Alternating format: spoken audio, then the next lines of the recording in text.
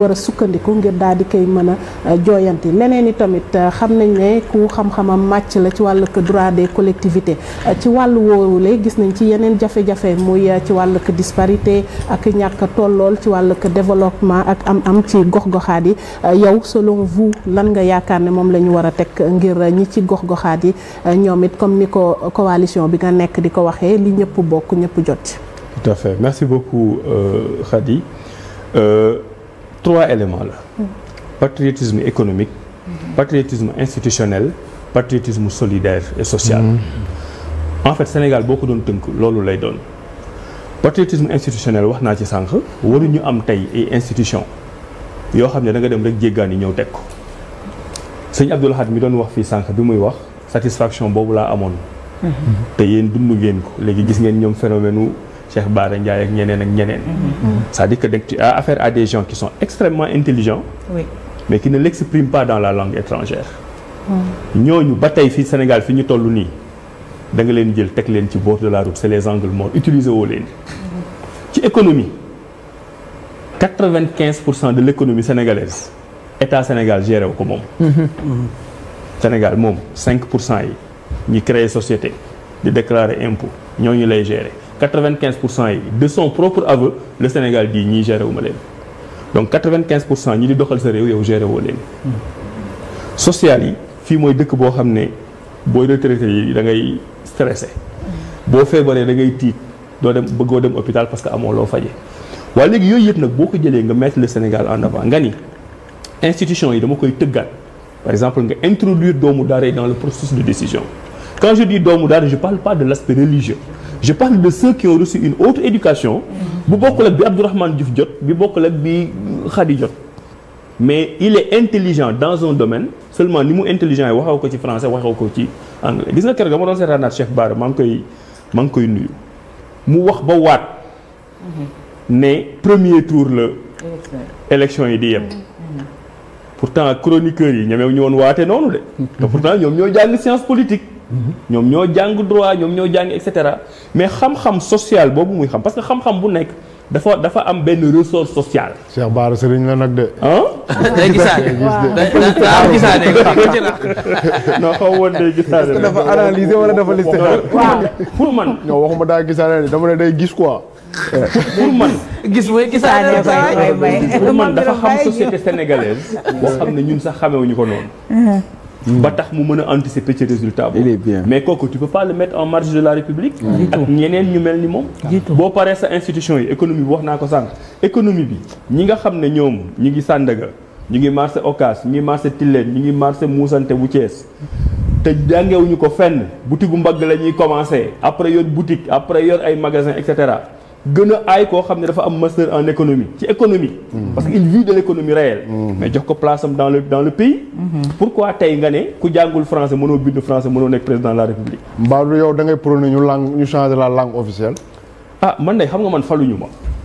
léegi nag bu ma tëjoog ñi nga xam ne ñoom lañ fal dinaa leen wax li ma xalaat mais daal li ma wóor mooy pays bi mënul continuer fonctionner ak ñi nga xam ne ñoom ñoo jàng école France.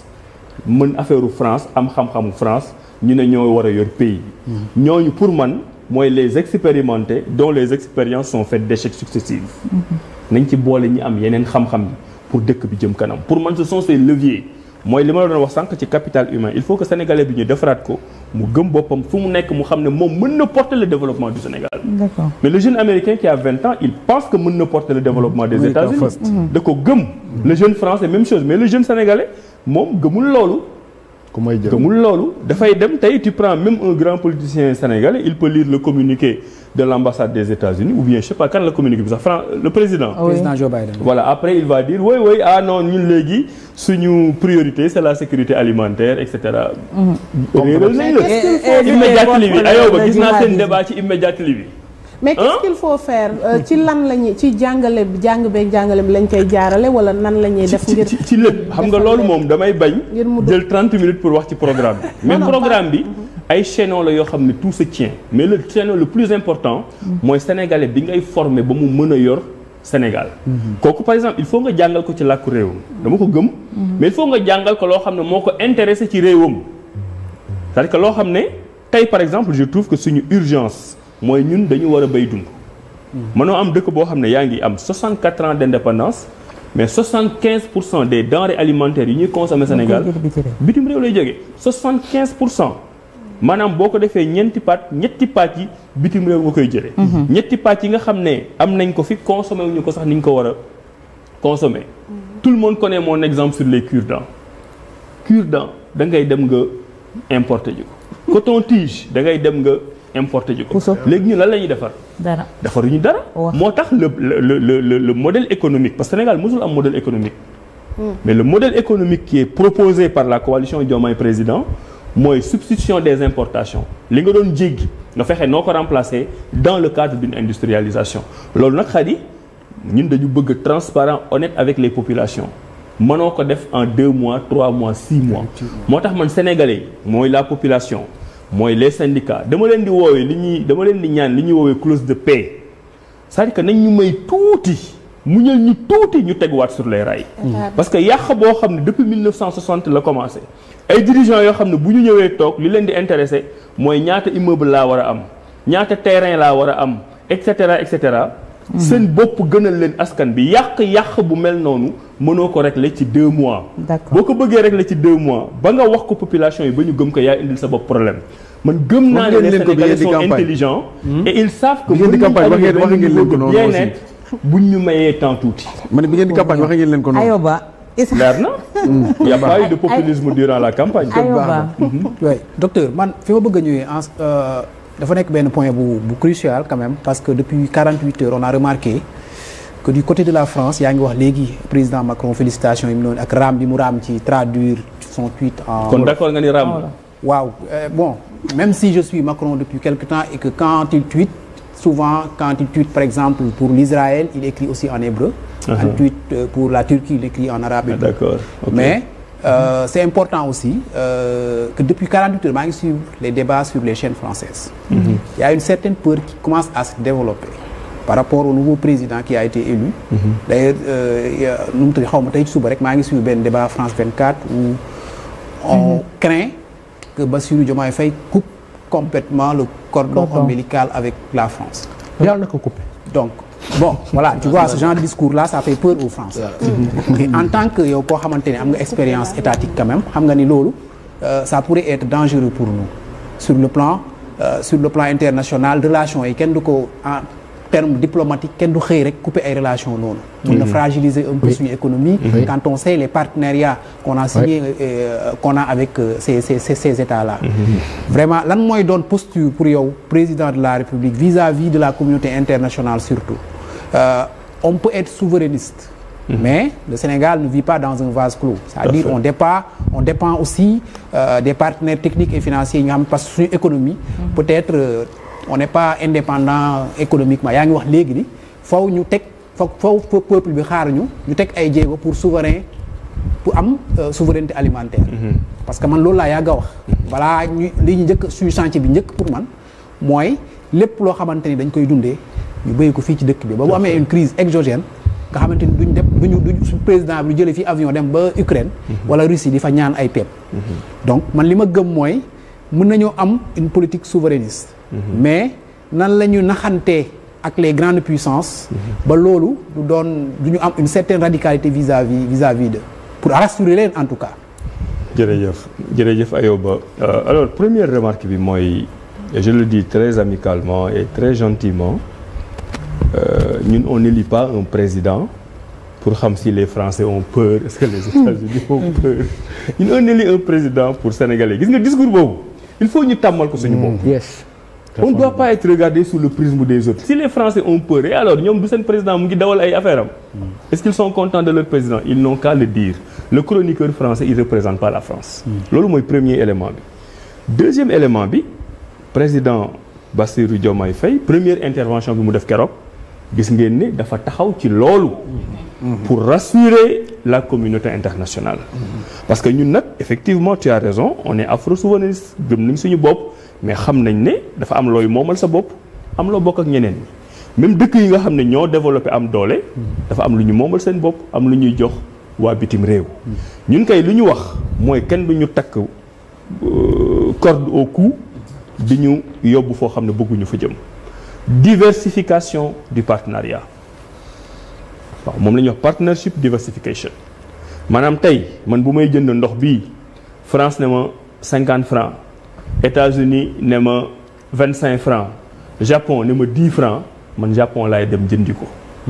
Après est-ce que France kontaan ñu chroniqueurs yi lu ñu wax ils ont peur man géré wu ma loolu.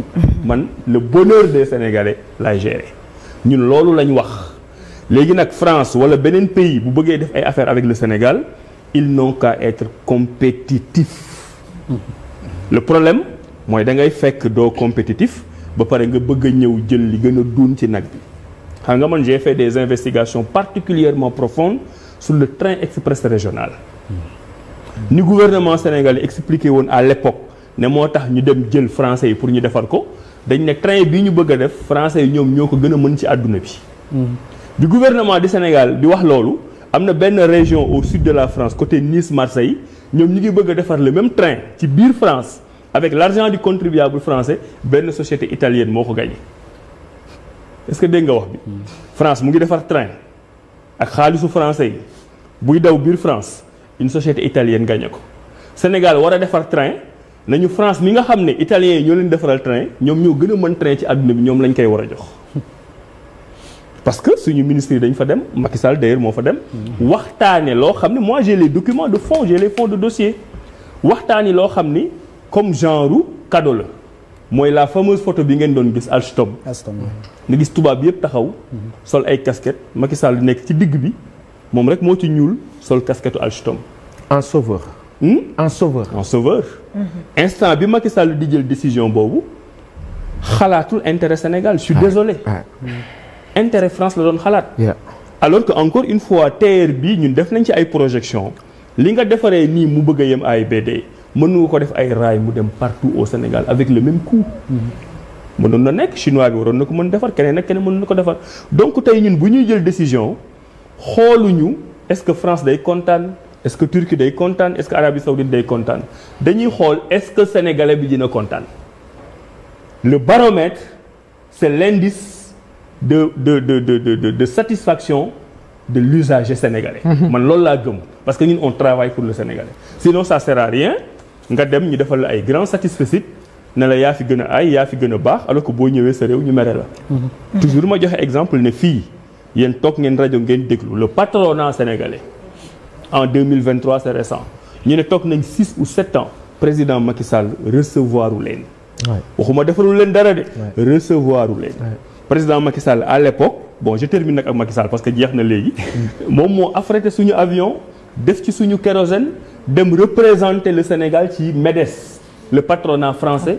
pare MEDEF ne leen yéen a gën a ay yéen a gën a mën d'ailleurs ñëw leen sama réew ma jox leen. d'accord mode de gestion boobu laa xam ne Bassirou Diomaye Faye gëmu ko ñun gëmuñu ko te gëm naa ne Sénégal dina ci def totalement une rupture. ku ñu mën a waxtaanal ñu waxtaan ak yow diversifier suñu partenariat. fexe projet économique bu ñuy teg ma terminer ci loolu lu mu compliqué ñu fexe 51% yi Sénégal moom ko. wax dëgg.